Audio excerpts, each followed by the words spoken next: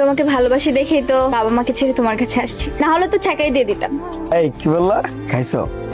খাইছি। চাকরি পাইছো? পাইনি, মনে যেহেতু ঘুরলাম, হয়ে যাবে। মহিমা, কি হয়েছে? এনো ডিম। আজকেও ডিম? কাজটা রেডি করতে পারিনি, আমার খুব কষ্ট হচ্ছে, তাই না? তুমি আমার জন্য সবকিছুর অভাবে আছো। আমি কিসের অভাবে আছি? তুমি তো আমার সবকিছু, তুমি থাকলেই চলবে। তুমি কোনো চিন্তা করো না, কাজ রেডি হয়ে যাবে, আল্লাহ ভরসা। চাষি, হ্যাঁ? আচ্ছা। তুই কেমন আছিস? এই তো আছি ভালো। মা, তুই ভুল করছো, চারিতে আয়া পরে এখনো সময় আছে। তুই গেলে তোর বাপে সব ভুললে যাবো।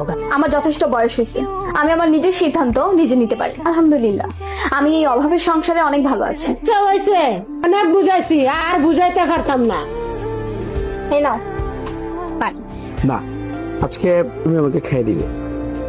কি হয়েছে বলো তো তোমার? আমার চাকরিটা হয়েছে, তোমাকে আর কোনো কিছুর অভাব দিব না। কই, আমার তো সবকিছু আছে। কোথায়? এই যে তুমি।